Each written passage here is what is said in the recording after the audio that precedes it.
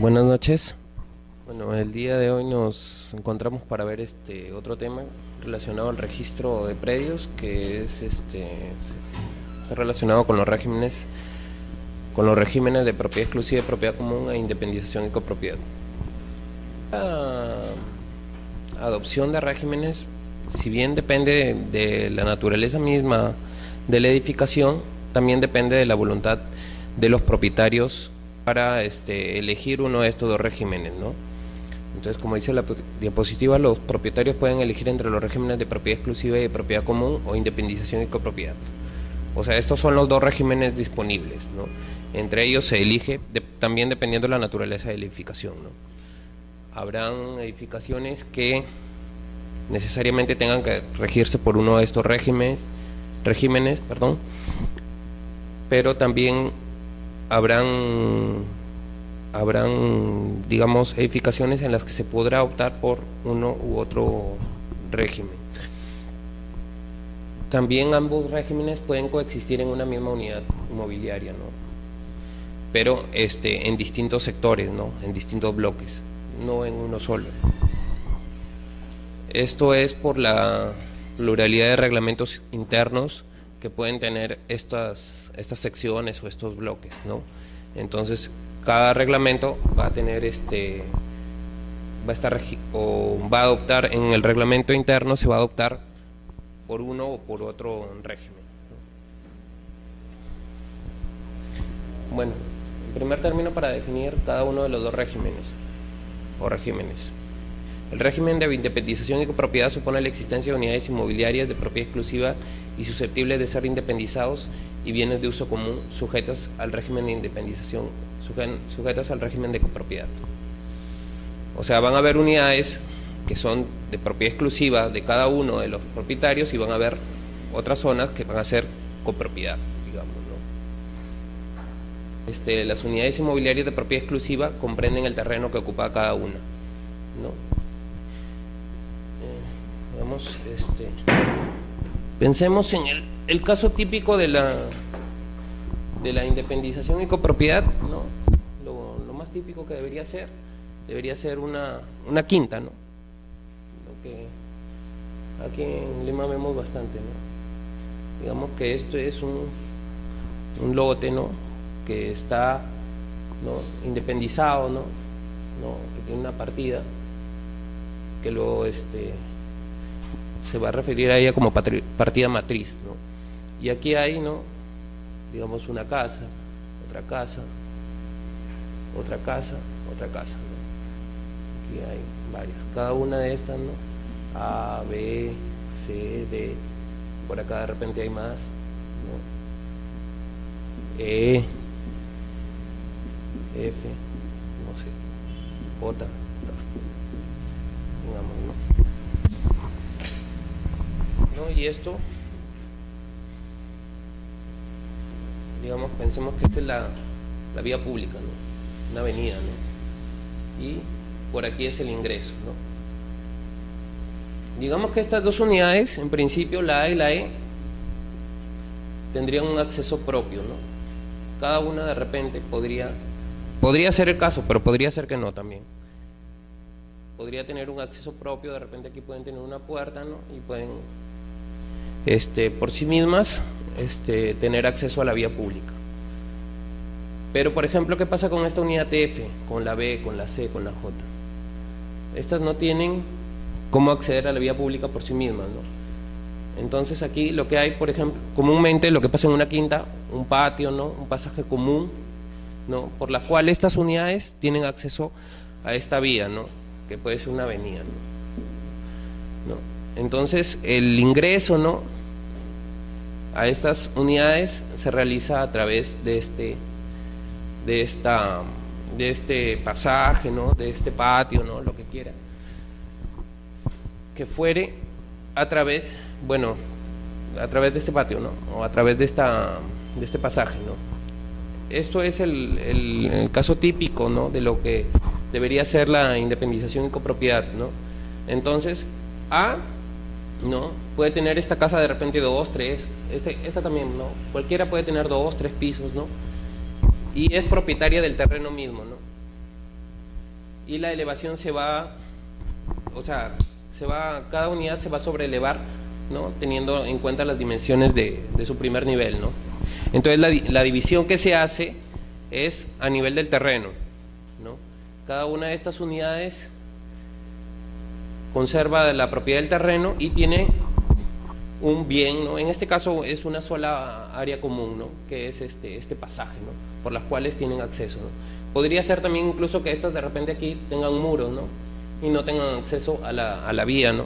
Sino que también tengan su puerta de repente por acá y accedan todas, ¿no? Por este pasaje a la vía pública, ¿no? Entonces ahí es necesario, ¿no?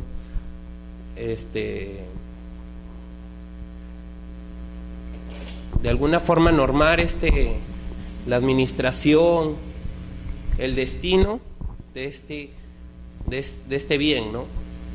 Porque cada propietario va a disponer, ¿no?, de su unidad inmobiliaria como mejor le parece, ¿no? Pero como están inmersas, digamos, en un todo, en una edificación y tienen un bien de propiedad común, van a tener que constituir un reglamento interno que norme la administración y destino de esta zona, así también como algunas normas de convivencia de repente, ¿no? Entonces ese es el clásico ejemplo de lo que es la independización y copropiedad, un poco para que luego vean, ¿no?, un poco la diferencia con el régimen de propiedad exclusiva y propiedad común. En el otro caso supone la existencia de una edificación o conjunto de edificaciones integradas por secciones inmobiliarias de dominio exclusivo y bienes de dominio común. ¿Cuál es el típico caso de una propiedad exclusiva y propiedad común? ¿Alguien se le puede ocurrir cuál es el típico caso? Antes, ¿alguien tiene una pregunta previa respecto de los temas, de repente para apuntarla e irla resolviendo en el camino? Bueno, no, entonces ¿alguien tiene una idea del caso típico que es o mejor dicho, en el cual se da el régimen de propiedad exclusiva y propiedad común?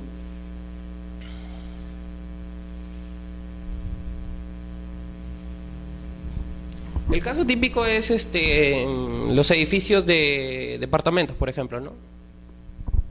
En ese caso, ¿no?, tenemos también un lote, ¿no? Y por aquí de repente hay una unidad, por acá hay otra unidad, por acá otra unidad, todas tienen un acceso común, ¿no? Y aquí eso es el primer piso, ¿no? Primer piso. Y en el segundo piso, encima de esta unidad hay otra unidad, ¿no?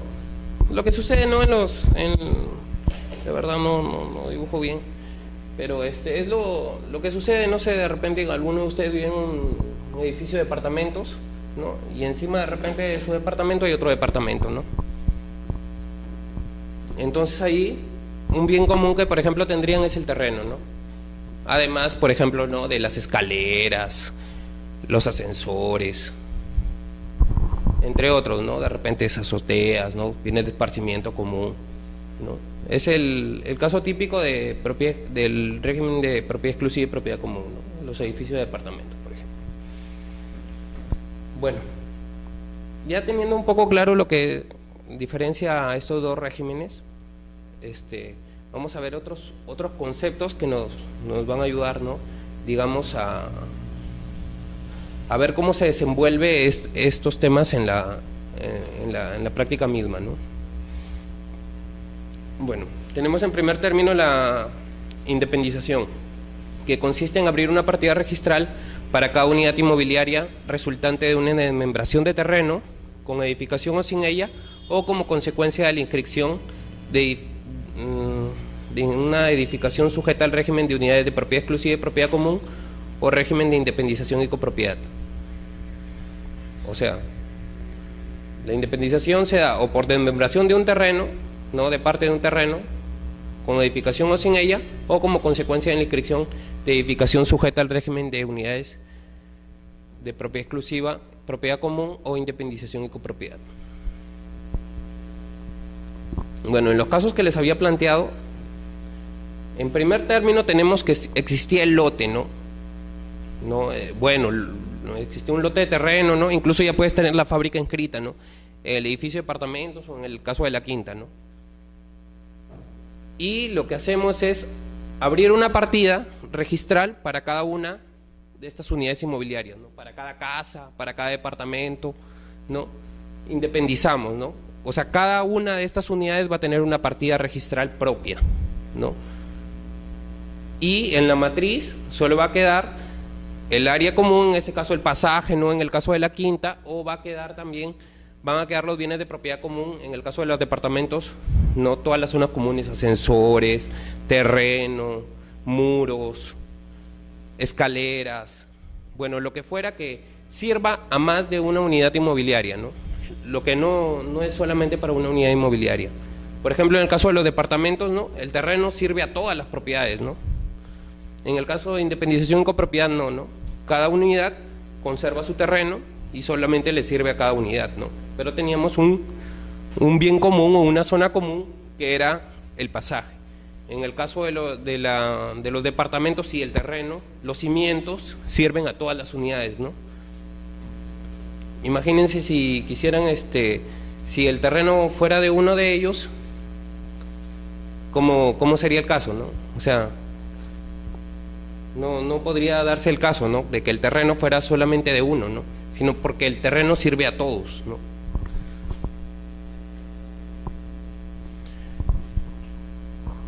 Bueno, en este caso vamos a ver lo que es independización, pero para el caso, no para el caso de desmembración, ni para el caso de, la vez pasada les había comentado, bueno, en los que estuvieron,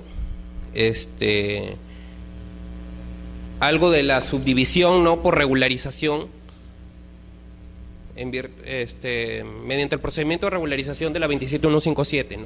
Y les había dicho, ¿no? Que cuando regularizaban la fábrica, el verificador también constataba que el terreno se había fraccionado en dos partes y regularizaba también esa situación de hecho y se subdividía el terreno en dos, ¿no?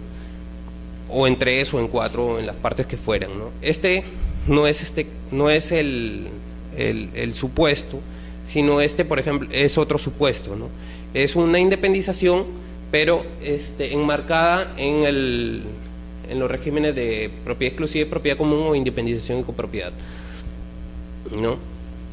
Entonces, tenemos que para independizar, ¿qué necesitamos, no? Necesitamos un reglamento interno.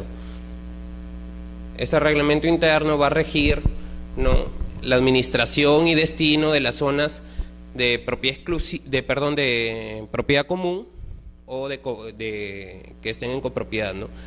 Además también de ciertas normas de convivencia, ¿no? Y ya después vamos a detallar lo que debe contener un reglamento interno, ¿no?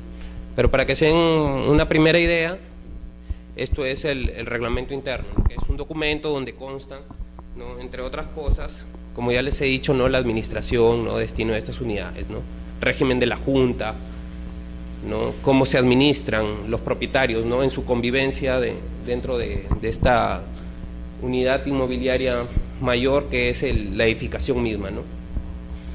Y bueno, y necesitamos un documento privado suscrito por el propietario del predio con firmas certificadas en el que se describe el área, linderos y medidas perimétricas de las secciones de dominio exclusivo y de los bienes comunes regulados por el reglamento interno. Es algo bastante simple, ¿no? Es un documento privado donde el propietario, lo que sucede comúnmente es que al principio sea un solo propietario o una copropiedad también puede ser, ¿no?, que ellos mismos otorgan la independización y ya luego más tarde hacen contratos de compraventa, donación, toda la forma de transferencia que conozcan y transfieren el dominio de cada unidad exclusiva, ¿no?, con el porcentaje de participación que le corresponde sobre las zonas comunes, ¿no? Pero en principio lo más común es que sea un propietario o un conjunto de copropietarios, ¿no? También podrían ser varios, no hay óbice para eso, pero lo más común es lo que les comento. Y otro requisito es el plano de independización que grafica las unidades de dominio exclusivo y las zonas comunes. Esto autorizado por profesional competente con firma certificada por notario. El profesional es un arquitecto o un ingeniero civil, ¿no?, que elabora el plano y se hace responsable del contenido del mismo, ¿no? También normalmente también suscribe la memoria descriptiva, ¿no? Pero la formalidad de la memoria descriptiva es la firma legalizada de los propietarios, no del ingeniero, ¿no? Porque es el acto mediante el cual se solicita la independización. Entonces se requiere que la solicite el propietario. A veces viene en la memoria descriptiva si viene firmado solamente por el ingeniero, por el arquitecto, ¿no? Pero requerimos que el documento esté certificado, contenga la firma de los propietarios. ¿Por qué? Porque es el documento por el cual se solicita el registro, que se abre unas nuevas partidas, por la adopción de este régimen, ¿no?, de uno de estos dos regímenes. Entonces necesitamos que sea el propietario quien lo solicite, no el ingeniero, ¿no? Pero si lo firma también no hay problema, ¿no? Pero siempre también tienen que estar los propietarios. El plano, como es un aspecto técnico, solamente se requiere que esté suscrito por el profesional, ¿no? Que esté suscrito, pero que la firma esté certificada notarialmente, ¿no?, para saber que ese es el profesional que está autorizando el plano.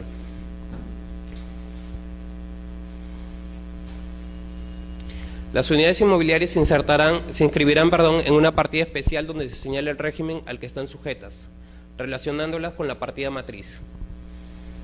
No sé si ustedes han visto la estructura de una partida registral de predios. No. Al principio tiene un acápite que dice, bueno, luego de identificar, ¿no?, partida, el tipo de partida, no partida de independización en este caso, ¿no?, y dice, no, antecedente de dominial, ¿no? En ese antecedente es la partida matriz, de la cual se independiza, ¿no? Y ya vienen luego las demás características, ¿no?, la descripción del predio, ¿no?, el título de dominio, ¿no?, por el cual se inscribe la independización en este caso, ¿no?, las cargas, gravámenes, ¿no?, ya vienen las demás cosas, ¿no?, pero se relaciona con la partida matriz.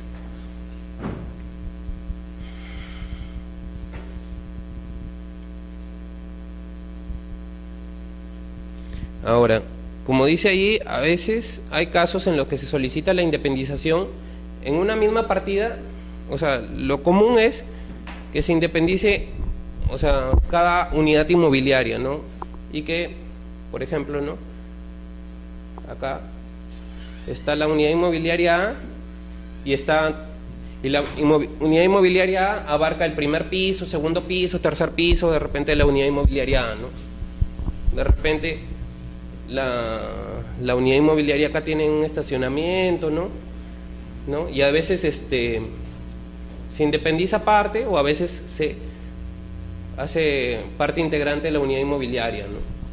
Pero existen casos en los que no están, digamos, no son continuas las unidades, ¿no?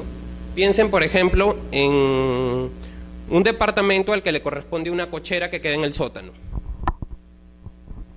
Por ejemplo, en ese caso sí se puede. Lo común es que se independice, ¿no?, estacionamiento y aparte el departamento. Dos unidades que de repente pueden pertenecer al mismo propietario. Pero también se puede hacer que esas dos secciones que están totalmente separadas conformen una sola partida registral. Que el estacionamiento forme parte integrante del departamento, si se quiere, ¿no? Se puede hacer en una sola partida y ahí también se describe el estacionamiento. Eso es una excepción a la regla, porque lo común, o bueno, lo normal es que haya continuidad, ¿no? Que una unidad inmobiliaria sea un todo, ¿no? Pero el caso, por ejemplo, de que le cito de los estacionamientos, por ejemplo, es una excepción, ¿no?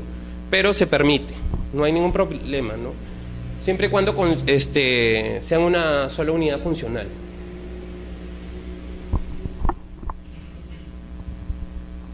Otro concepto que tenemos que tener en cuenta es la junta de propietarios. ¿Alguien tiene una idea de qué es una junta de propietarios?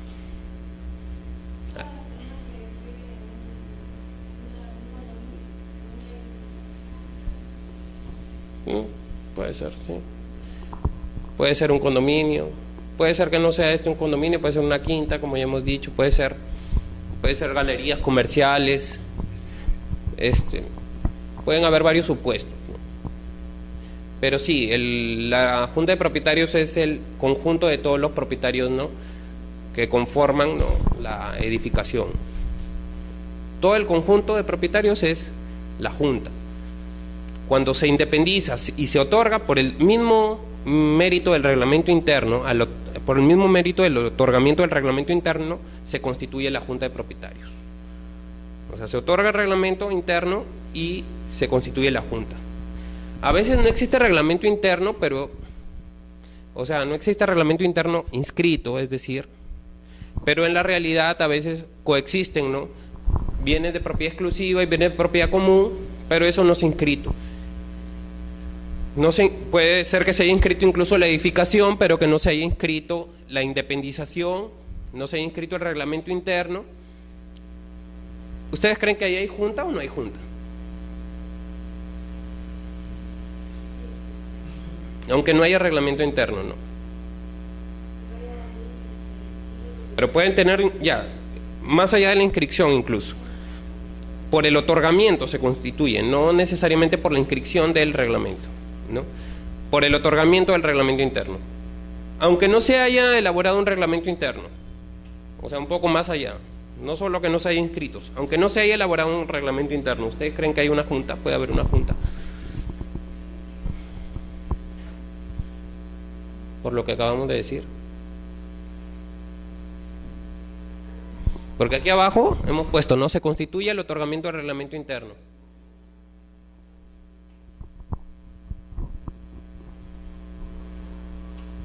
En esos casos vemos que sí existe una junta, o sea, existe un régimen, ¿no?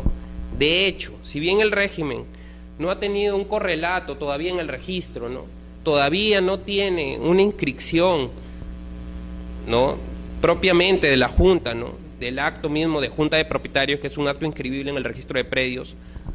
Si bien no se ha inscrito esta junta, y si bien, aunque no se haya elaborado el reglamento interno, porque existen varias edificaciones en las que ni siquiera se ha elaborado el reglamento interno, pero que hay varios propietarios, coexisten bienes de propiedad exclusiva, propiedad común, existe una junta de propietarios, aunque no se hayan reunido, aunque no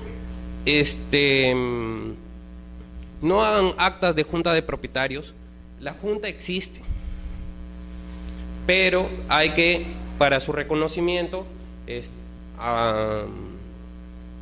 llevar a cabo las acciones como es el otorgamiento de reglamento interno, ¿no?, para que formalmente tenga una existencia en el registro y para que se puedan inscribir sus acuerdos, ¿no?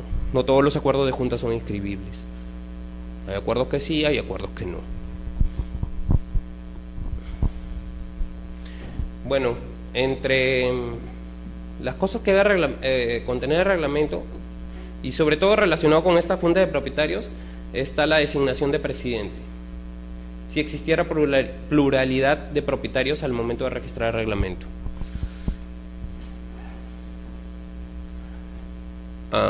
A ver, pongamos el caso que 2 o 3 de ustedes son propietarios de una edificación, ¿no?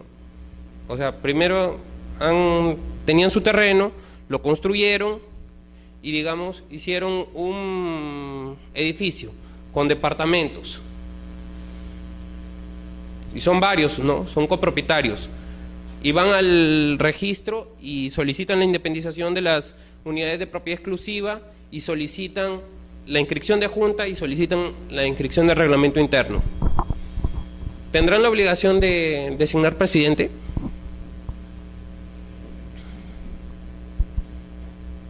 ¿Ustedes qué creen? ¿Sí, no? Usted dice que no. ¿No?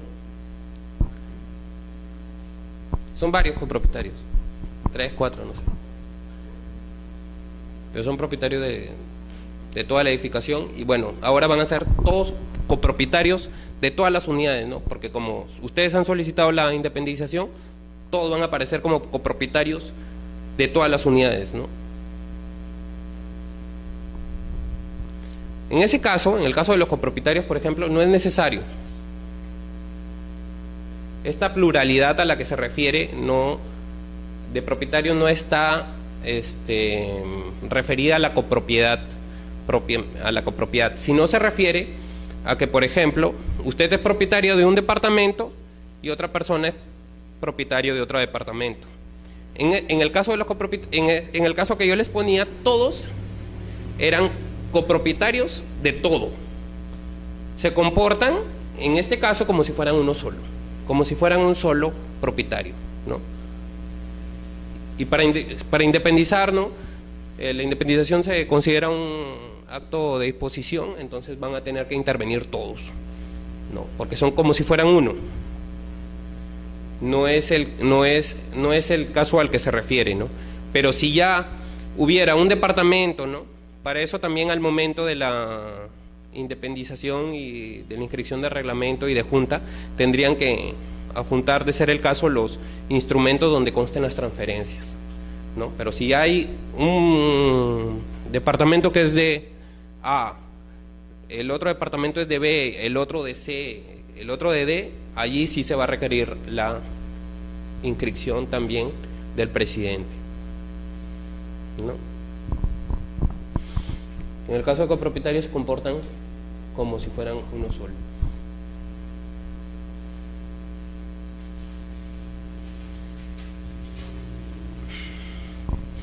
Cuando hacemos la independización, abrimos las partidas registrales para cada unidad inmobiliaria exclusiva, y en la partida matriz, ¿qué dejamos? Las zonas comunes, pero también se extienden otros asientos, como el de junta de propietarios, el de reglamento interno, ¿no? Y el de las zonas comunes es un asiento de modificación de área, que más o menos dice que luego de las independizaciones efectuadas al inmueble, el área del inmueble ha quedado reducido a esas zonas, ¿no? Y se detallan las zonas comunes a las que ha quedado reducido, ¿no? Entonces eso es a lo que se refiere esta parte, ¿no? Si un propietario renuncia a la junta, no quiere decir que ya no va a tener ningún derecho ni ninguna obligación, ¿no?, en la junta, porque si es propietario de una sección de dominio exclusivo, está sujeto al régimen, más allá de que renuncie a la junta o no. Y tampoco se puede decir, no, oye, propietario, tú ya renunciaste a la junta, ya no puedes volver a la junta. En realidad esto de la renuncia de la junta es algo, entre comillas, una renuncia, ¿no? Porque puedo decir renuncio, ¿no?, a la junta de propietarios, ¿no? Hay gente que dice, no, yo renuncio a la junta de propietarios porque no quiero pagar las cuotas, no quiero, Igual sigue obligado a pagar las cuotas, igual sigue obligado a los acuerdos de junta, pero igual sigue gozando de los derechos de propietario.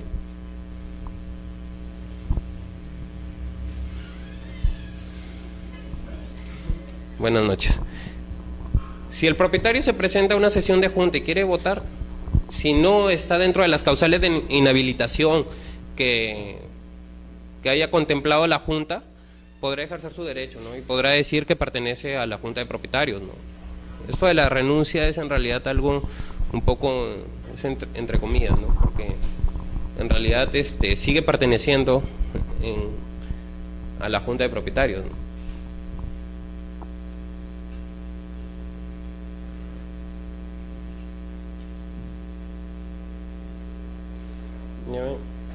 Justamente lo que dice la diapositiva, la renuncia a la junta de propietarios no libera al propietario de las obligaciones comunes ni el cumplimiento de los acuerdos de la junta. Y el reglamento interno puede disponer la elección de una junta directiva, presidente, secretario, tesorero.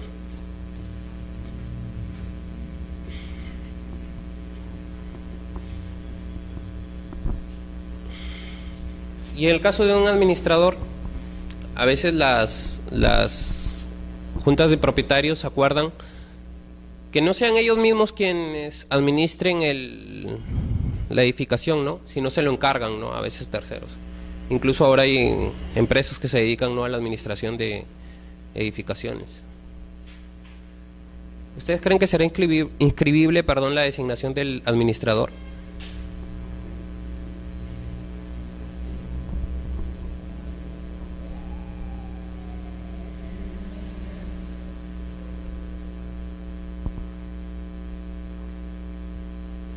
No.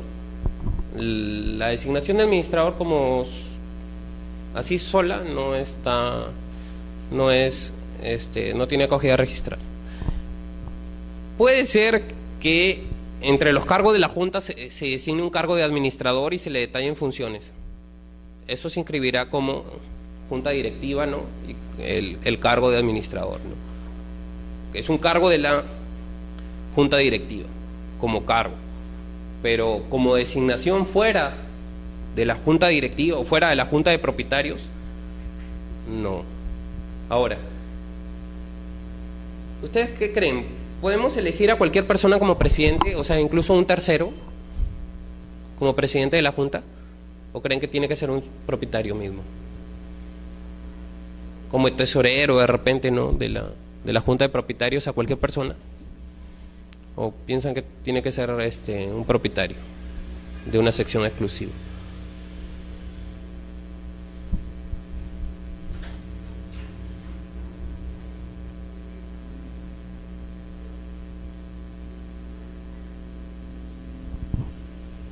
No, el presidente de la Junta y cualquier cargo de la Junta Directiva misma recaerá en la cabeza de un propietario de una sección exclusiva, siempre. ¿Por qué? Porque la Junta es de propietarios. Ni siquiera un arrendatario, ¿eh? Ni siquiera. La Junta es de propietarios y por tanto son los propietarios los que ocupan los cargos de la Junta Directiva, ¿no? Eso es un poco el contenido del acta de Junta de Propietarios. Es un acta de Junta de Propietarios.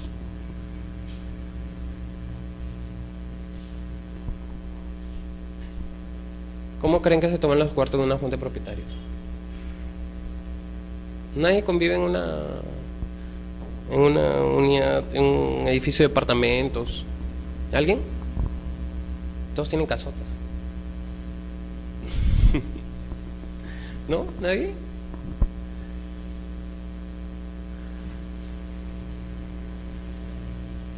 ¿Nadie? ¿No? No creo. Bueno. Vamos a pensar que sí, ¿no? De repente es así. Bueno, cualquier acuerdo de Junta de Propietarios puede plasmarse en un acta como no puede plasmarse en un acta. Pero para que llegue al registro y se inscriba, tiene que constar en un acta. Como ya les he dicho, no todos los acuerdos de juntas de propietarios tienen acogida registral, no todos se pueden inscribir, ¿no? Por ejemplo, sesionamos como junta de propietarios y designamos a tal persona como administrador. Por ejemplo, eso no se inscribe. No sé. Sesionamos como junta de propietarios y decimos que le vamos a prestar al propietario Z el área de barbecue para que haga una parrilla el fin de semana. Eso tampoco se inscribe en el registro. No, o sea, hay acuerdos de junta que se inscriben y hay acuerdos que no. Elección de presidente, eso sí se inscribe. Modificación de reglamento, por supuesto. No. Transferencia de una zona común, desde luego. No.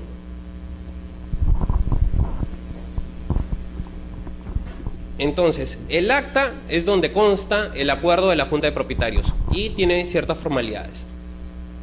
Indicar el lugar, fecha y hora, ¿no?, en que se realiza. La sesión debe realizarse necesariamente en la edificación misma, ¿no? En cualquier unidad inmobiliaria, en el patio, donde crean conveniente, pero en la edificación, ¿no? Tendría que realizarse necesariamente ahí, según disposición de la norma. La relación de los propietarios concurrentes. El nombre de todos los propietarios que hayan asistido a la Junta, con la indicación de sus porcentajes de participación. El nombre de las personas que actuaron como presidente y como secretario.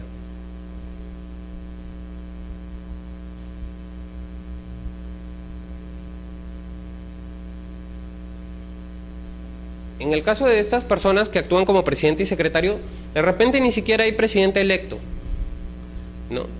De repente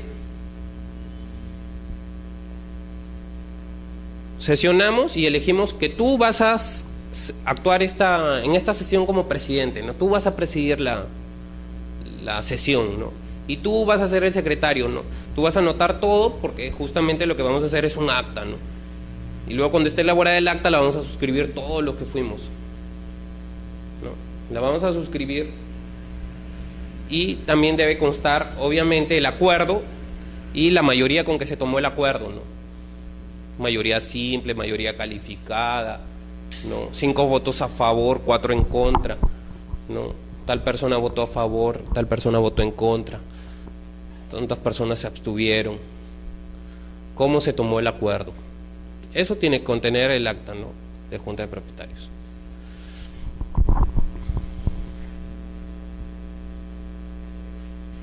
Bueno, lo que ya hemos dicho, el acta será firmada por el presidente y secretario designado o por los miembros de la directiva, si lo hubiera, y por todos los participantes de la Junta. Todos los que asistieron a la Junta tienen que firmar el acta. Y debe acreditarse la convocatoria a la Junta. ¿Cómo creen que se acredita una convocatoria a una Junta? ¿Cómo se podrían acreditar una convocatoria a una Junta?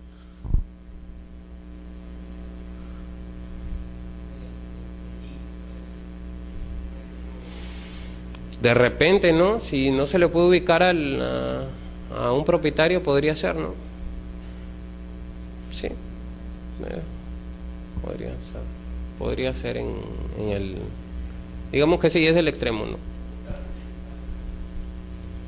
Pero sí, si digamos que pero eso es un poco más complicado porque se supone que estamos hablando de personas que viven en una misma unidad inmobiliaria, ¿no? Claro, a veces no vive ahí, claro, a veces está vacío, ¿no? Por eso, ¿no? Pero lo más común es que como son personas, bueno, ni siquiera, no todos tienen por qué vivir ahí, claro, ¿no? Pero a veces se les notifica allí mismo, ¿no? A veces las personas dicen, no, a mí se me notificará en mi departamento, ¿no? Aunque él no esté, ¿no? Pero de repente hay una persona que llega y le firma el cargo de recepción, ¿no? Lo más común son las esquelas con cargo de recepción, ¿no? También pueden ser correos electrónicos, cualquier cosa que pueda ser factible de brindar un cargo de recepción, ¿no? Donde se pueda comprobar que la persona realmente recibe la comunicación. Una declaración jurada del presidente. Sí, sí, claro que vale. Sí. Eso es realmente nos facilita a veces mucho eso la tarea porque a veces son unidades grandes, pues, ¿no? 100, 200, 300 unidades, quizás más. Y estar viendo todas las esquelas, ¿no? Que estén todos los cargos de recepción, todas las unidades inmobiliarias, que todos hayan sido notificados. Pueden ser las esquelas, pero también, como dice acá, como dice el señor, puede ser una declaración jurada del presidente. Aceptamos eso. El presidente asume la responsabilidad, porque ¿quién es el encargado de convocar? El presidente de la Junta de Propietarios. Sí, solo sí el presidente.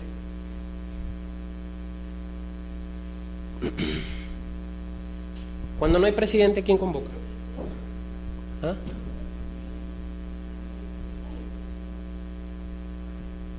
No, el secretario no.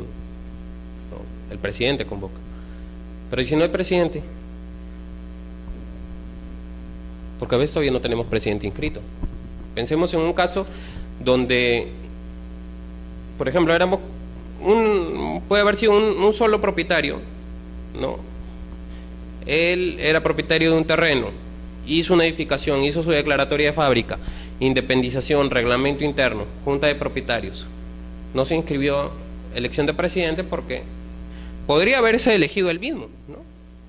Pero de repente no lo hizo. No hay asiento de elección de presidente. No se ha elegido el presidente todavía.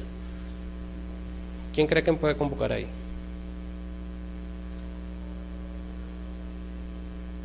En principio, cuando es la primera sesión de junta de propietarios, se admite que sea el mismo propietario constructor, por ejemplo, ¿no? O sea, el primero, el que construyó, edificó, convoca. Otra salida que se dio también fue el 25% o sea, los propietarios que representan el 25% de participaciones sobre los bienes comunes, ¿no? La cuarta parte, ¿no? También autorizados para convocar. Pero si hay el presidente inscrito, ahora nos ponemos en el otro caso, ya hay presidente, ya está la elección de presidente, se inscribió. ¿Creen que sigue vigente lo del propietario constructor y lo del 25%? ¿O ya no debería ser? ¿Y si el presidente no quiere convocar?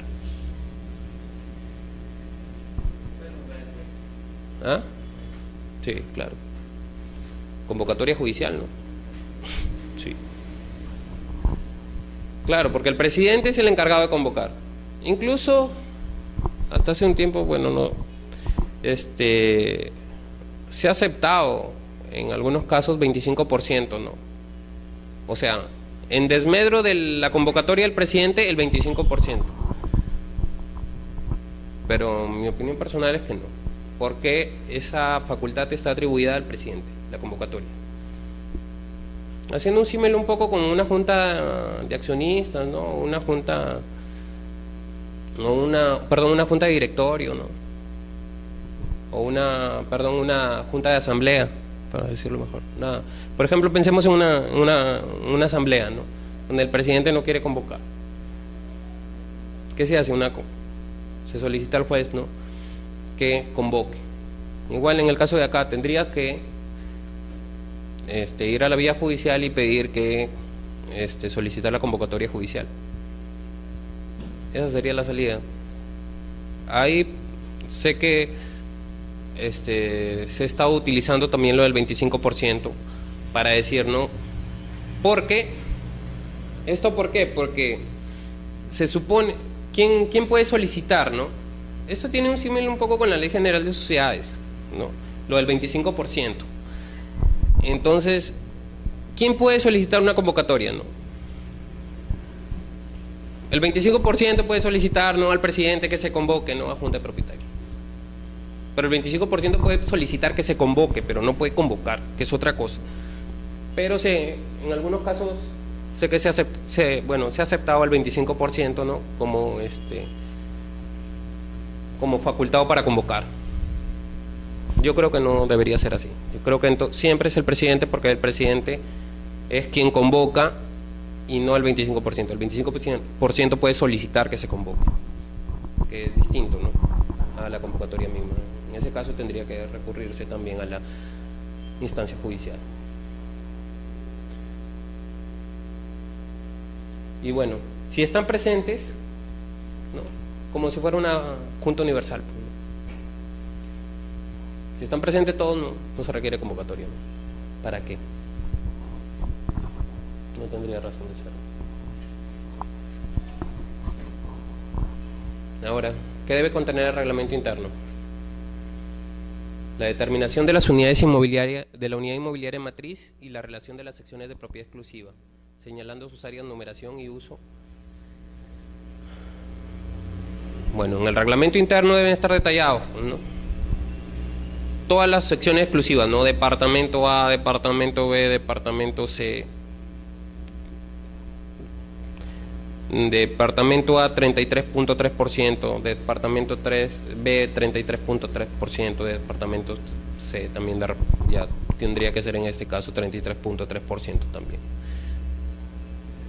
Entonces, la relación de todas las unidades inmobiliarias de dominio exclusivo y el porcentaje que cada una tiene sobre los bienes comunes. Los derechos y obligaciones de los propietarios. Bueno, esos derechos siempre repiten los reglamentos, ¿no? Cada propietario tiene derecho a hacer uso de su unidad, de la propiedad exclusiva, ¿no? Y se ponen incluso derechos inherentes a la propiedad misma. Pero no son los que tendrían necesariamente que estar detallados en el reglamento interno, ¿no? Porque esos derechos no se los da el reglamento interno, se los da el derecho mismo de propiedad, ¿no? Claro, la Constitución.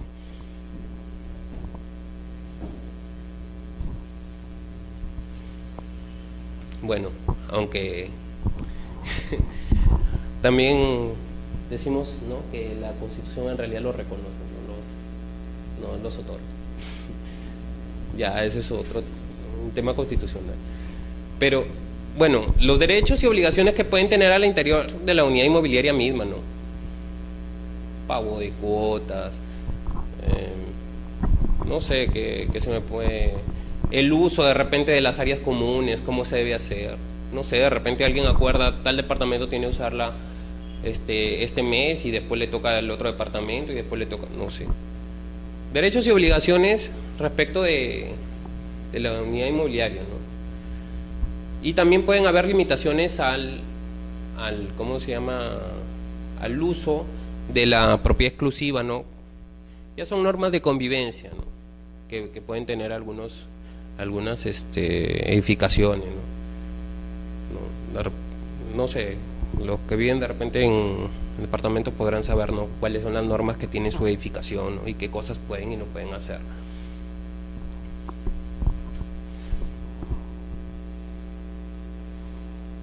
Bueno, hay reglamentos especiales referidos a obras, ¿no?, de repente a modificaciones que se puedan hacer, ¿no?, en la unidad, ¿no? Eso también tendría que estar contenido en el reglamento interno. La relación de los servicios comunes. No sé, hay algunos que tienen, bueno, de repente el agua, desagüe, ¿no?, los servicios que puedan tener en común, ¿no? En mérito, ¿qué se inscribe el reglamento interno? Escritura pública o documento privado con firma certificada por notario. Lo más común en el registro es lo segundo, de todas formas. Lo más común. Una simple firma certificada de propietario, pero claro, tiene que venir acompañado, pues, ¿no?, de los otros actos, ¿no?, como son la independización, la Junta de Propietarios. Bueno, la Junta de Propietarios se inscribe por el solo mérito del reglamento interno, ¿no? Hacemos 2 asientos, pero es un mismo documento el que da mérito a esos 2 asientos, ¿no?, que es el reglamento interno. Hacemos un asiento de Junta y un asiento de reglamento interno, pero es el mismo documento del reglamento interno el que da mérito a la extensión de estos 2 asientos.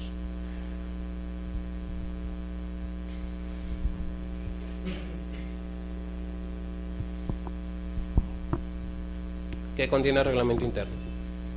Los porcentajes de participación que corresponden a cada propietario en los bienes de acuerdo con el criterio adoptado por los propietarios o por el propietario promotor. Lo del propietario promotor se refiere al caso que les ponía, no de una persona o conjunto de personas que son propietarios de repente de un terreno, hacen su fábrica, hacen su independización, reglamento interno. Entonces ellos son los que adoptan el criterio, ¿no? Ya cuando son varios propietarios, un propietario de una sección, otro propietario de otra sección, ahí ellos se reúnen y ellos son los que acuerdan el criterio para la determinación de los porcentajes. ¿Se les ocurre algún criterio de determinación de porcentaje?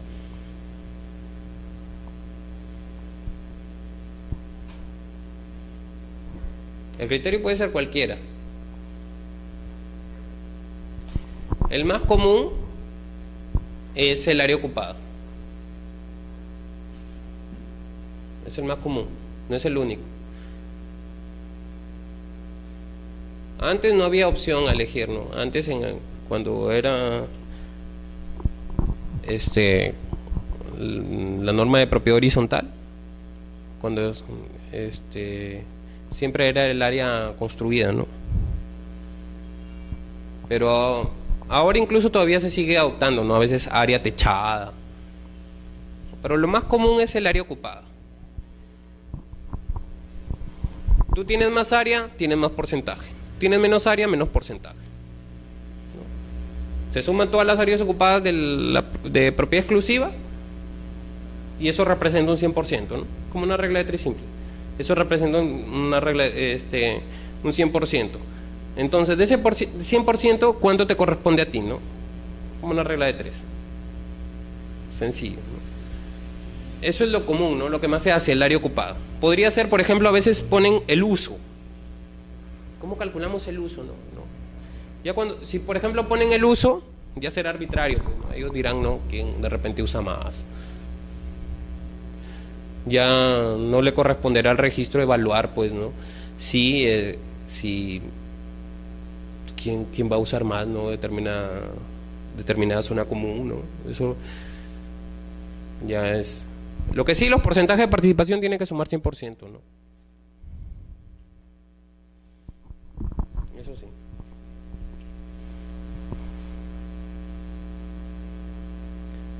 Además de los porcentajes de participación que corresponden a cada propietario en los bienes comunes, o sea, en las áreas comunes, también los porcentajes de participación que corresponden a los propietarios respecto de los gastos de la edificación, ¿no? Toda edificación tiene gastos que hay que atender.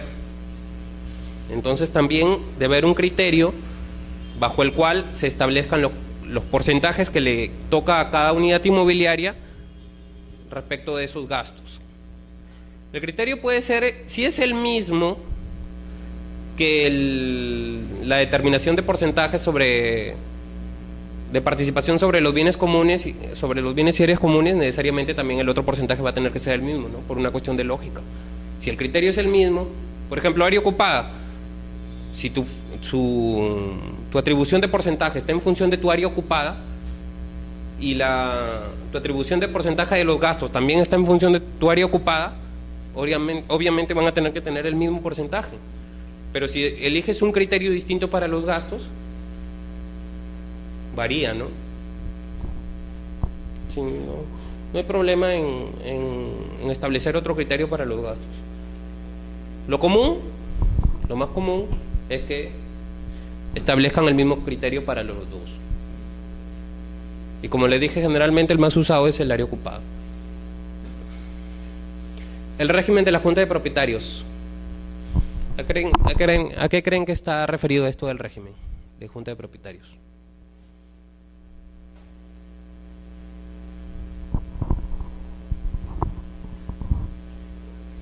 ¿Qué régimen va a adoptar la Junta? ¿Qué régimen pueden adoptar?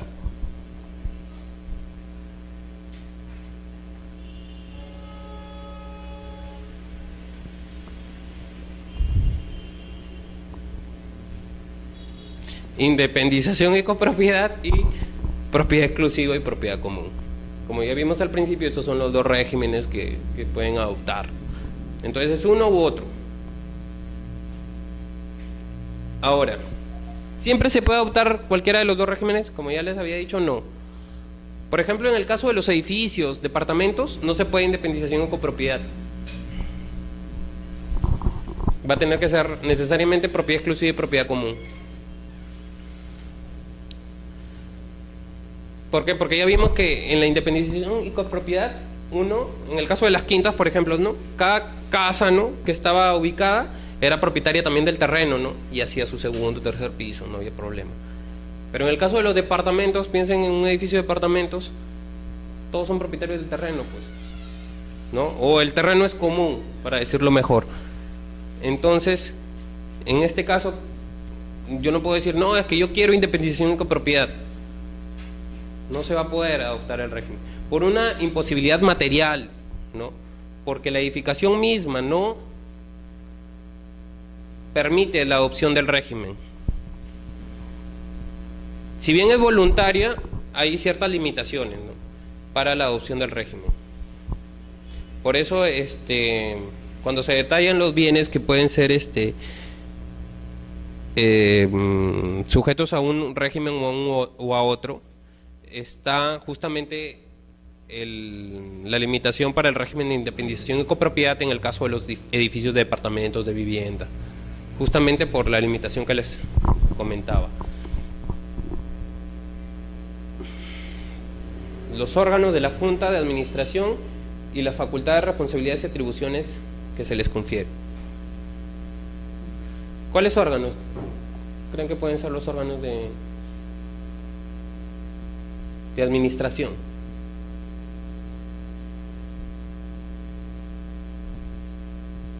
Lo que habíamos visto hace un rato: presidente, secretario, ¿no?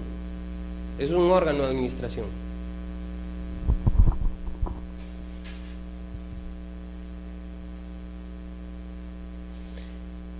El administrador, como ya les había dicho, no constituye un órgano de la Junta, de administración de la Junta, sino lo que se hace con un administrador es celebrar un contrato civil, ¿no? Y punto, ¿no? Te contrato a ti para que me administres el edificio. Es distinto. Por eso eso no se inscribe en el registro y por eso esto no está contemplado como órgano de administración. Presidente, secretario, tesorero, no sé, lo que ustedes quieran. Si quieren pueden hacer un cargo de administrador también, pero como cargo de la Junta.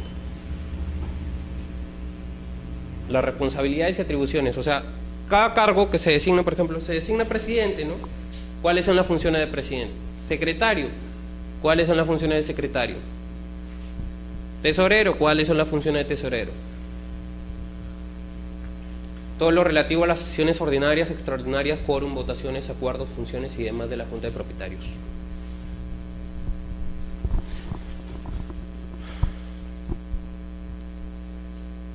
Bueno, miren, con respecto a los quórums, votaciones y mayorías, esos deben estar establecidos en el reglamento interno. Ya. La norma nos señala, ¿no? Por ejemplo, ¿qué se entiende por mayoría calificada? ¿No? Que son 2/3 de las participaciones, 2/3 de los propietarios que representen 2/3 de las participaciones sobre las áreas comunes, ¿no? Pero la norma admite siempre impacto en contrario, o sea que se pueden fijar otros porcentajes distintos. Igual para los quórums, ¿no? Lo común, lo de siempre es fijar quórum en primera convocatoria, 50% más 1 de propietarios que representen, ¿no? El 50% más 1, no, los propietarios que representen el 50% más 1 de las participaciones sobre las áreas de dominio común. Segunda convocatoria, los que asistan, ¿no? Eso tiene un poco de símil, le van viendo la relación con la Ley General de Sociedades. Entonces, pero todas estas cosas admiten siempre pactos en contrario, ¿no? Admiten que la Junta misma se administre y diga, no, nosotros queremos, de repente, ¿no? Queremos que nuestro quórum en primera convocatoria sea 70%. O de repente nosotros solamente nos vamos a reunir cuando estemos todos. Si no está uno, no nos reunimos. Podrían hacerlo, ¿no? Entonces, por eso es que tampoco no les he citado los quórums que establecen, que se están en la norma, ¿no? Ni las mayorías, sobre todo, que están requeridas, ¿no? O bueno, que establece la norma. Y bueno, cualquier otro acuerdo o pacto lícito. El único límite es la licitud del pacto, más nada. O sea que para la administración de la Junta, para su administración la Junta misma tiene un gran poder, ¿no? Así es, casi ómnimo. Pero para su administración, más allá de eso, está sometida al orden público y buenas costumbres y demás, ¿no?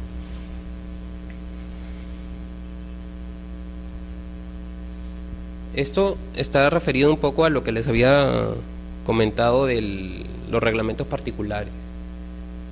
O creo que no, todavía no les había comentado. Cuando, por ejemplo, no sé si han visto, o bueno, de repente sí, hay edificios que tienen, ¿no?, complejos, ¿no?, a veces grandes, ¿no?, que tienen bloque 1, bloque 2, bloque 3, 4, 5, 6, 7, ¿no? Puede ser que cada bloque tenga un reglamento interno que norma su propia administración, ¿no?, la administración dentro de ese bloque. Pero además de ese reglamento particular de cada bloque, tiene que haber un reglamento general. Entonces, y este reglamento general tiene que contemplar la existencia de estos reglamentos particulares. O sea, en el reglamento general, tiene que decirse, ¿no?, existe la posibilidad, ¿no?, o existirán reglamentos particulares, ¿no?, para cada sección, ¿no? Y tiene que estar normado en el reglamento interno cómo van a ser las relaciones, o sea, cómo se van a relacionar las juntas, ¿no? Porque hay varias juntas de propietarios, ¿no? Hay varios reglamentos, hay varias juntas, subjuntas, ¿no? Pero también hay una junta general, ¿no?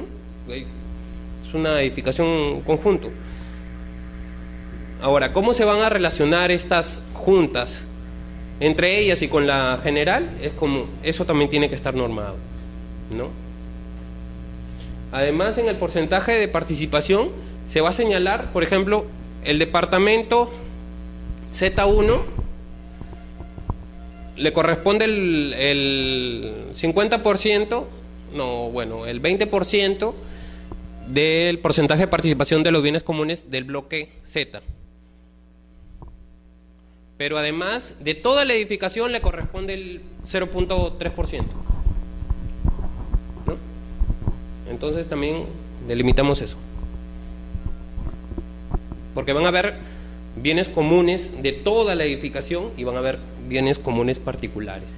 Pero también a ese propietario no solamente le corresponden derechos de participación sobre las áreas de propiedad exclusiva de su bloque, sino también respecto del general. Entonces también tiene que estar detallado qué porcentaje de participación le corresponde respecto de esos bienes que son de dominio común de toda la edificación.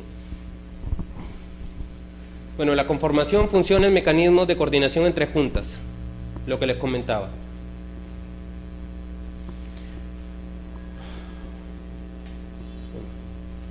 ¿Qué es lo que contiene el asiento de inscripción del reglamento? Básicamente el criterio adoptado para la asignación de porcentajes: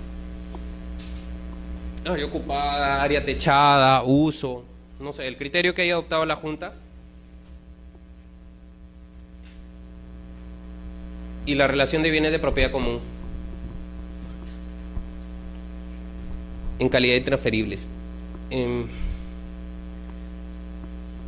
El asiento en realidad de reglamento interno es bastante escueto, es cortito, solamente dicen criterios dependiendo también de la cantidad de bienes comunes, ¿no? Porque tienen un montón de bienes comunes, pero en realidad es eso, ¿no?, la relación de bienes comunes y el criterio adoptado para establecer los porcentajes de participación. Ahora, cuando ya la publicidad del del reglamento interno, digamos, está en el archivado, y cualquier persona que necesite consultar alguna norma, ¿no?, del reglamento interno va a tener que recurrir al archivado, porque el asiento mismo no contiene el texto íntegro del reglamento interno, sino apenas, ¿no?, como les digo, apenas la relación de bienes comunes y el criterio adoptado para establecerlo. No contiene más, ¿no? Si alguien quiere saber cómo son las normas al interior, ¿no?, de repente alguien quiere comprar un departamento y dice: yo quiero saber cómo es el reglamento interno ahí. De repente son fastidiosos. Voy y saco el archivado y veo, ¿no?, las normas que tienen el reglamento interno. El asiento no me va a decir más que los datos que están referidos ahí. No, es bastante poco. Pero sí está la referencia de que los demás datos constan en el título archivado.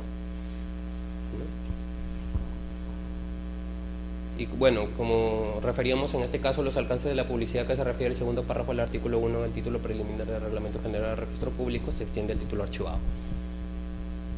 Justo lo que le comentaba.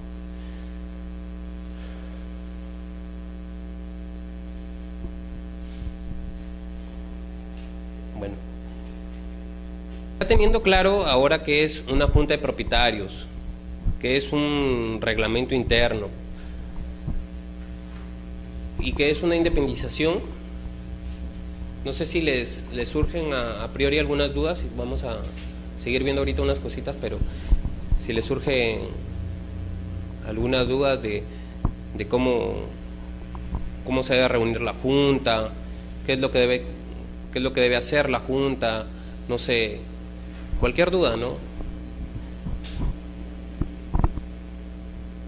¿Cómo se modifica un reglamento interno?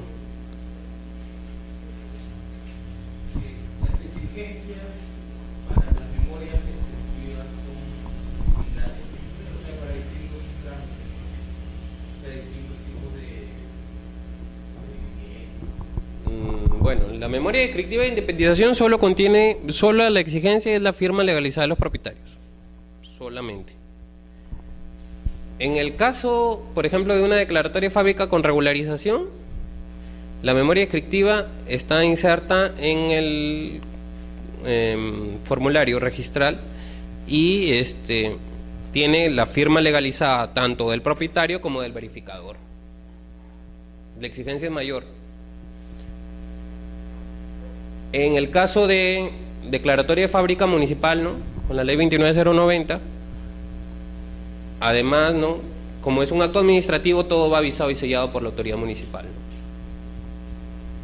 Por ejemplo, eso es un caso de declaratoria de fábrica y un caso de independización. En el caso de subdivisión, también por regularización, también va a estar contenida en el mismo formulario, o también, bueno, en el caso de la fábrica también se puede anexar otra hoja, ¿no?, un anexo 4 o una hoja aparte, pero siempre con la firma del propietario y del verificador responsable. Entonces, la formalidad allí, además de la voluntad de los propietarios, es la del verificador, ¿no?, que constata. En la independización no, porque es un acto puramente voluntario, que significa simplemente abrir otra partida.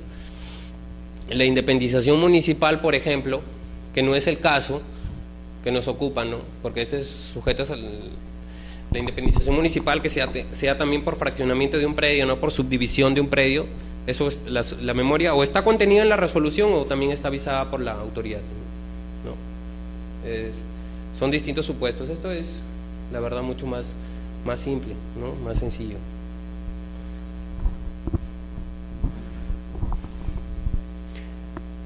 Ahora, ¿cómo piensan que se toma un acuerdo, por ejemplo? ¿Qué pasa? Si está el edificio, ¿no?, y no se ha dicho nada, o sea, por ejemplo, el edificio 4 o 5 pisos y luego tiene una azotea. ¿De quién creen que es esa azotea?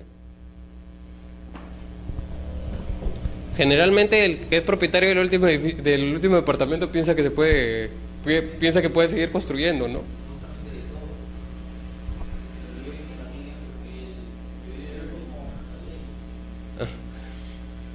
Sí, ¿no? Pasa bastante, ¿no? No, yo soy el último departamento. Se hace otro piso, se hace tu terraza, construye, ¿no? ¿Está bien o está mal?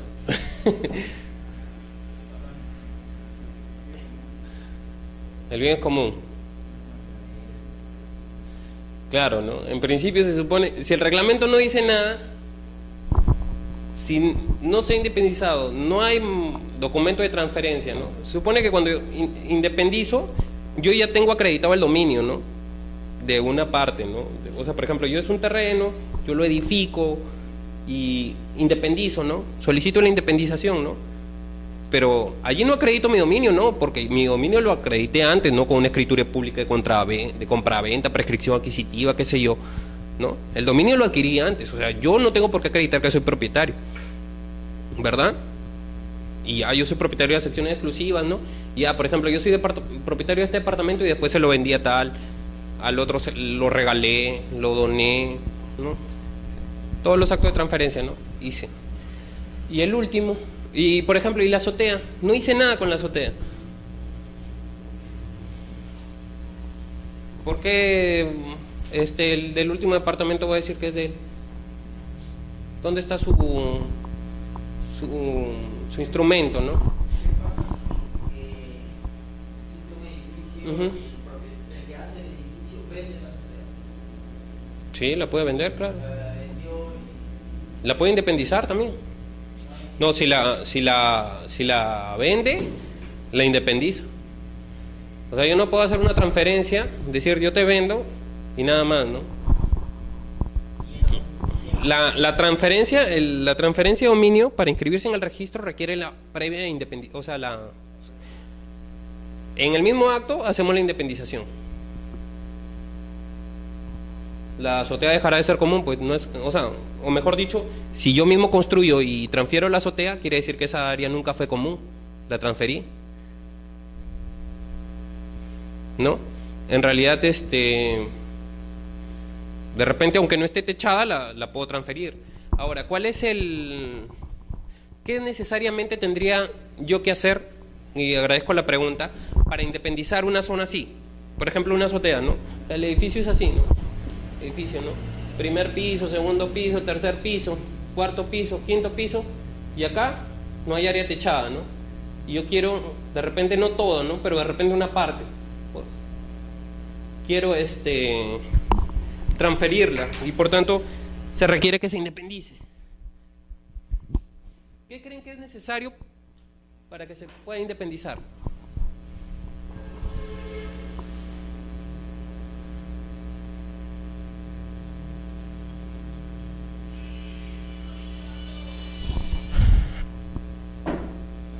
Bueno, allí lo necesario para independizar esa zona es que cuente con una zona de acceso por lo menos proyectada. Que se pueda, de alguna forma, por lo menos que haya una línea de acceso que se va a poder acceder a esa unidad inmobiliaria. No tendría objeto independizar una unidad inmobiliaria a la cual no se va a poder acceder. Además no sería independiente, ¿no? Y el término es independizar. Entonces, por lo menos tiene que contar con una línea de acceso proyectada, ¿no? Una ruta de acceso proyectada, ¿no? De repente una escalera, ¿no? De repente ni siquiera está fabricada la escalera, ¿no? Porque a veces está nomás el cajón de la escalera, ¿no? Todavía no está la escalera hasta la azotea, ¿no? De repente se quedó en el otro, pero hay un cajón de escalera, ¿no? No sé suficiente, pero por lo menos que hay una ruta proyectada de acceso, ¿no?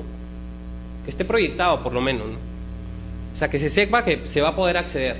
Si no, ¿cómo vamos a independizar? Y que se le asigne porcentaje de participación. Se independiza y se le asigna porcentaje de participación. Es otra unidad inmobiliaria más. No es necesario que tenga área techada para que se independice. El problema sería, ya, yo independizo aquí, pero además quiero independizar arriba, pero aquí no hay ni siquiera área techada. O sea, piensen en una azotea así. Ya, independizo, ¿no? La azotea va a tener 70 metros cuadrados, la unidad inmobiliaria, lindero, medidas perimétricas, acceso por la escalera. Y quiero, si quiere, partir el cielo, ¿no? Partir así. O sea, arriba voy a independizar otra. O sea, esa cuando se construya, yo quiero que más arriba se independice. ¿Se puede o no se puede?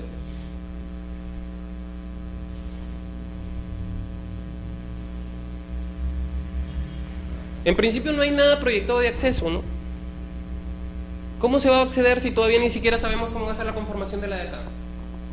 ¿No? En término, ¿no? En primer término, ¿no? Eso es lo que se le llama aires de aires, les dicen en el registro. Porque esto de acá ya era O sea, es distinto la azotea y los aires mismos, ¿no? Porque la azotea solamente te dan la azotea y los aires es un derecho de sobreelevación, ¿no? Entonces eso ya no se podría independizar. Ahora, respecto de cuando, por ejemplo, de cuando el reglamento no dice nada respecto de la atribución de los aires, o sea, ¿a quién pertenecen los aires? Porque pasa mucho. O sea, hasta el 5.º piso, ya a veces el constructor ya ni es propietario, ¿no? O a veces sí, ¿no? Es propietario, ya, y dicen, ¿no? ¿Y de quién es la azotea, no? Ah, el del último dice es mía. ¿Cómo? No tienes, ¿dónde está tu instrumento? ¿No? A ti te vendieron contrato de compra-venta, ¿qué dice? Departamento tal, tal, el lindero, medidas perimétricas, ¿no? Dice, ¿y cómo hacemos? Usualmente en el registro se pedía un acuerdo de desafectación. ¿Por qué? Se entendía que si el reglamento no dice nada, ¿qué es? Común. Si es común, ¿qué tenemos que hacer para transferir esa zona e independizarla? Volverla exclusiva. ¿Cómo la volvemos exclusiva? Acuerdo de junta, mayoría calificada, y decimos, ¿sabes qué? Esa zona ya no va a ser exclusiva. Perdón, ya no va a ser común, va a ser exclusiva. La junta puede hacerlo, pues son los propietarios. Esto es un poco extrañado. Pero, sí, o sea, pensemos en el caso de una, ¿no? Hasta el 5.º piso, ¿no? Están todos los departamentos y ya más arriba no se ha limitado quién es propietario de nada. ¿Y qué pasa? Pues no, o sea, alguien quiere construir, ¿no? O el mismo a veces propietario constructor dice, yo quiero construir arriba, quiero hacer más pisos.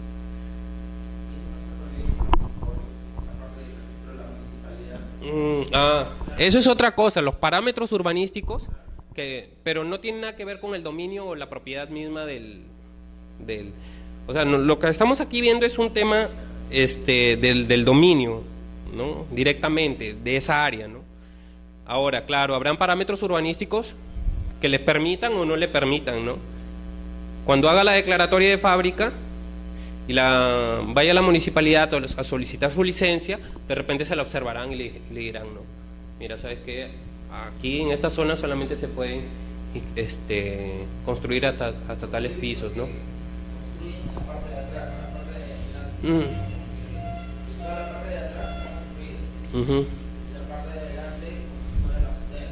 Claro. Lo que pasa también a veces es que en el reglamento interno lo que se hace es una reserva. Como de repente no hay como una ruta de acceso proyectada, no se puede independizar. Pero de repente en el futuro yo la quiero independizar. Entonces en el plano lo que se pone a veces es un área de futura independización. Entonces dices, constituye una reserva de aires, por ejemplo, ¿no? Y en el reglamento se pone reservado, ¿no? El dominio de tal, comúnmente a favor del propietario constructor. Cuando está eso en el reglamento ya está claro el dominio. Sabemos que lo que está encima le pertenece al propietario constructor. Está clarísimo, o sea, no habría un tema de dominio. Lo que habría un tema es de crear el acceso, pero eso se hace con una fábrica normalmente, pues, ¿no? Se hace la declaratoria de fábrica, ¿no? Se construye y ya está el acceso proyectado, ya se puede independizar. No habría problema por el dominio. El tema es cuando el reglamento no dice nada, cuando no dice de quién es propiedad de eso. Como le digo, estaba la presunción de naturaleza común del bien. Entonces se supone que el bien era común. Entonces, como el bien es común, acuerdo de junta de propietarios, desafectación del bien, o sea, que no es otra cosa de una zona exclusiva, de una zona común volverla exclusiva, y además el instrumento además del acuerdo del acta de junta de propietarios, donde consta el acuerdo de desafectación, también el instrumento público, ¿no? Que dé mérito a la transferencia, ¿no? O sea, como eso se supone que es propiedad de la junta, o sea, es propiedad de todos, el representante de la junta, ¿no? La junta nombra un representante para suscribir la escritura pública de compraventa a favor de tal persona. Va a tal persona, suscribe la escritura pública de compraventa, la junta le vendió, ¿no? Donación, adjudicación, lo que quieren, ¿no? Eso se podía... sí, dime. Pierde el dominio el socio constructor si es que no lo ha reglamentado, si no está dentro del reglamento interno, va a perder ese dominio y va a pasar a la junta de propietarios. Es decir, así como estaba diciendo ustedes, que más adelante lo que te quiere construir 3 pisos más ya no va a poder si es que no se incluye dentro del reglamento. Es que mira, lo que pasa es que el dominio del propietario constructor, digamos, ya no es tal, porque tenemos que ponernos a pensar que es un edificio, ¿no? Y que el departamento, un departamento te lo vendí a ti, otro se lo vendí a él, otro se lo vendí a él. Entonces, ¿de quién es la edificación? ¿Es mía? ¿Sigue siendo mía?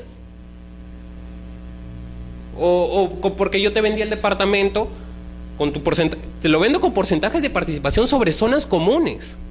O sea, no te lo vendo solo. Porque si no, yo dijera, las escaleras siguen siendo mías, el ascensor es mío, porque yo no te vendí ascensor, no te vendí escaleras. No, te lo vendo con participación sobre bienes comunes y está sujeto a todo el régimen. Ahora, hay otra salida a eso. Hay una directiva que es la resolución, justo aquí creo que la tengo, sí, 340-2008 SUNAR, que aprueba la directiva 009-2008 SUNAR.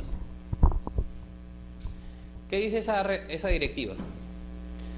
Esa directiva dice que el mero silencio del reglamento no se puede equiparar a la manifestación de la voluntad y que por tanto, si el reglamento no dice nada, se puede aclarar el reglamento.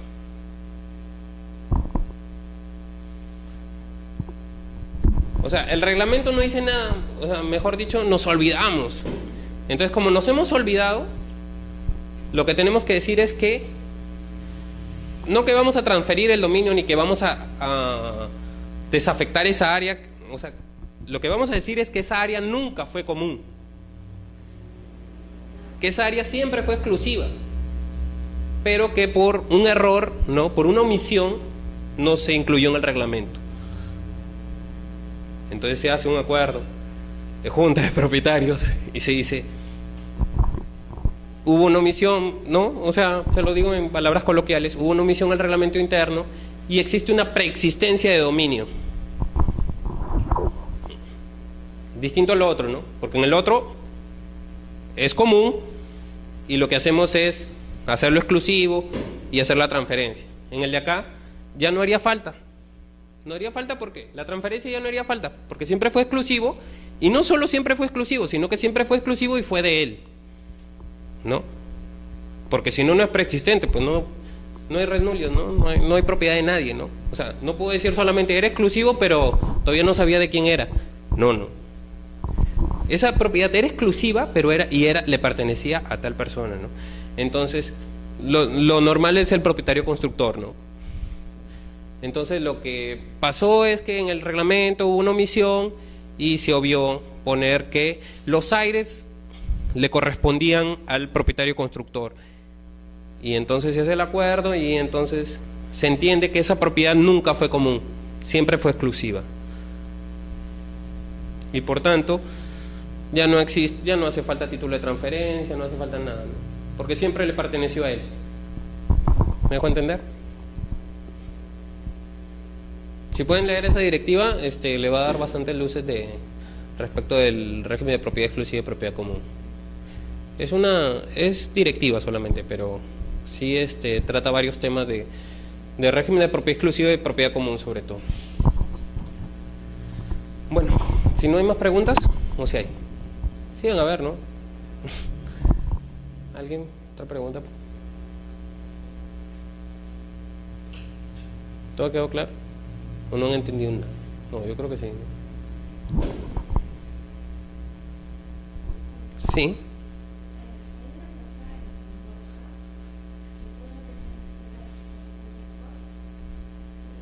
El terreno. La edificación también. Ya. Son suyos, ¿no? Ya.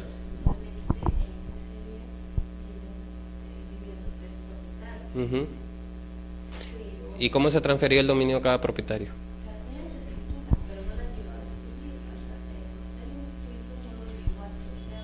No, mire, es que por ejemplo si es un bungalow, como tú dices, ¿no?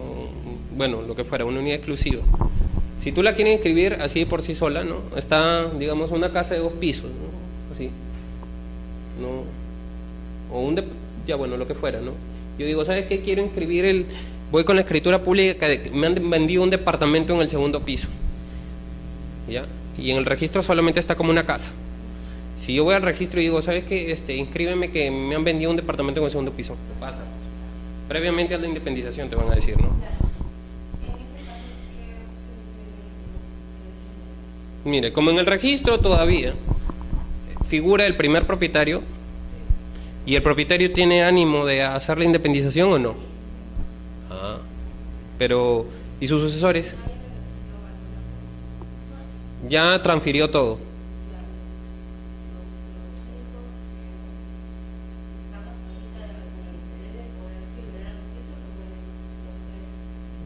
Actuales propietarios. Pero tienen su escritura, su transferencia. Sí, si tienen eso sí se lo puede hacer. No, lo pueden hacer. Lo que tendrían que hacer allí, creo, en primer término, es un acuerdo de regularización. Bueno, si se puede con los herederos es mucho más fácil, porque los herederos ya ni siquiera necesitas el acuerdo de regularización. Si lo pueden otorgar los mismos sucesores, ellos otorgan la independización y ya luego inscribes cada una de las transferencias, ¿no? Y en el caso que no, tendrías que hacer un acuerdo de regularización según el artículo 6, que me parece, de la 27157.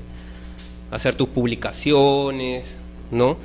O sea, este tema es para cuando de hecho existe un régimen de propiedad exclusiva y propiedad común, ¿no? Coexisten bienes de propiedad exclusiva y propiedad común, pero esto no está saneado, ¿no? Y con eso puedes sanear incluso el dominio, puedes sanear todo, pero vas a tener que seguir todos los pasos del hacer tu acuerdo de regularización, convocar a tu junta, o sea, ellos mismos, porque allí, como te digo, también hay una junta. Lo que pasa es que eso no tiene un correlato todavía en el registro, pero esa junta se puede reunir, hace su acuerdo, ¿no? Hace las publicaciones, todo lo que te pide el acuerdo de regularización, ¿ya? Y luego vas a poder sanear todo, independización, pero tienes que hacer un procedimiento que es un procedimiento de regularización. No es el tema propiamente dicho, porque eso es un tema muy bonito, pero es un poco más denso, creo, ¿no? No se dan muchos acuerdos de regularización. Lo normal, en temas de regularización de este tema, es cuando están incluso las independizaciones, pero no hay inscrito un reglamento interno. Entonces, para sanear eso, hacen también un acuerdo de regularización con las publicaciones, todo, y sanean ese tema. Cuando no hay nada, ni siquiera independización, ni siquiera está acreditado el dominio de los propietarios en el registro, eso es un poco menos, digamos, común de ver, pero sí se da. Tienes que hacer tu acuerdo de regularización, tu acta de junta de regularización, hacer tus publicaciones, todo tu acuerdo de regularización, y luego haces tu independización como cualquiera. Pero si está la fábrica, ¿no? Bueno, porque incluso la fábrica también la puedes regularizar. Todo se puede regularizar en ese tema. Sí se puede hacer, pero va a ser un poco más complejo que esto, ¿no? Pues esto es simple, ¿no? Esto es para cuando el propietario está ya acreditado en el registro. Pero sí se puede hacer. Creo que es el artículo 6 de la ley 27157, me parece. Ahí puedes encontrar más o menos el camino.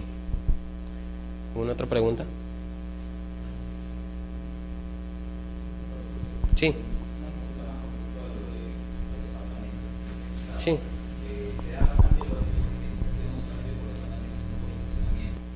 No entiendo. Es una independización normal, es una partida igual que otra. La naturaleza misma es distinta, ¿no? Porque así como uno dice vivienda, el otro dice estacionamiento, ¿no?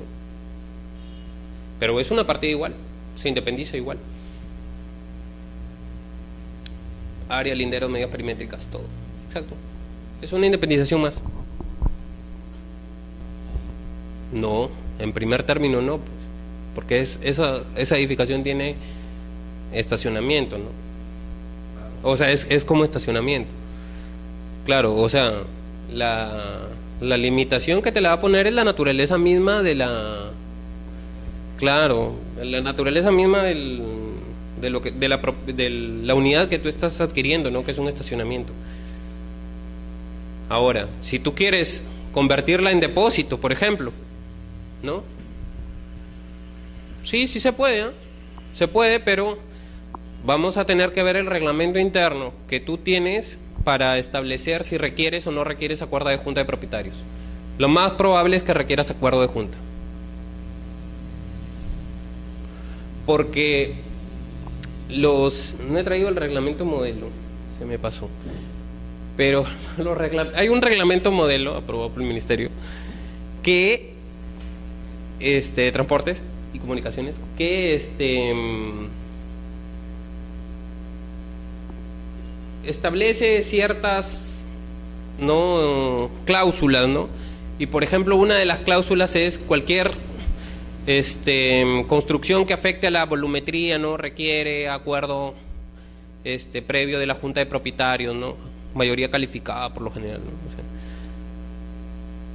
lo más común es que, o sea, lo que vas a requerir casi siempre en estos casos es acuerdo de Junta de Propietarios que te autoricen la fábrica, ¿no? Bueno, ahí como no se va a modificar la independización en primer término, porque vas a construir solamente en tu área, no habría ningún problema, ¿no? Pero sí vas a requerir por lo menos el acuerdo que la Junta te diga, ¿saben qué? Te damos permiso para que hagas eso, ¿no? Porque le estás cambiando totalmente el destino al bien. Además, ¿eso qué va a originar? Una modificación de reglamento interno. ¿Por qué? Porque en el reglamento interno está la naturaleza de cada edificación. O sea, dice departamento 1, vivienda. Depósito, ¿no? ¿No? Ya, estacionamiento. O sea, cada unidad tiene un uso. Además, como vimos antes, además de la relación está el uso que tiene cada unidad. Y si esa unidad va a dejar de ser estacionamiento y se va a convertir en un depósito, ¿qué vas a tener que modificar? El reglamento interno también.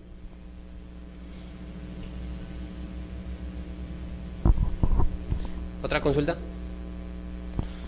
¿Puede ser que se haya omitido la venta de los aires a los que se escribió en el reglamento interno? La venta no se registra en el reglamento interno. Claro, pero el porcentaje No, en realidad solamente la naturaleza exclusiva y común, ¿no? El dominio, o sea, si está claro que es exclusivo, de quién es propiedad o no, eso se acredita a través de otra cosa, ¿no? De un instrumento público. Es como, por ejemplo, ¿no? A veces viene la independización y dice, ¿no? O sea, lo otorga el propietario, ¿no? Y dice, ¿no? El departamento A le corresponde a tal persona. El departamento B le corresponde a tal persona. Podemos inscribir la independización, sí, pero no podemos inscribir el dominio. O sea, no podemos poner en el asiento, o sea, cuando independizamos, cuando abrimos la partida para el departamento A, no podemos poner que es de fulano o mengano. Lo tenemos que poner a nombre del mismo propietario, salvo que nos adjunte la escritura pública, no el instrumento público que acredite la transferencia. Allí sí lo inscribimos a favor, ¿no? O a nombre de ese propietario. Pero si no nos acompaña el instrumento que da mérito a esa transferencia, no lo podemos inscribir a mérito a nombre de esa persona, ¿no? Inscribiremos la independización, ¿no? Y es más, de repente alguien te lo puede observar y te está diciendo que estás haciendo una división y partición o una adjudicación, dependiendo cuál sea el caso, ¿no? Si es el caso de copropietarios, a veces te dicen, no, estás haciendo una adjudicación, presenta tu escritura pública de división y partición, no sé, ¿no? Pero no, el dominio no lo inscribimos por el solo mérito de que en el documento de independización nos diga, ¿no? Tendrá que constar en el instrumento público de transferencia, en el acto que tú quieras, ¿no? Transferencia, compra-venta, donación, permuto, no sé, el que fuera. ¿Otra consulta? Hasta aquí los acompaño. Nos vemos.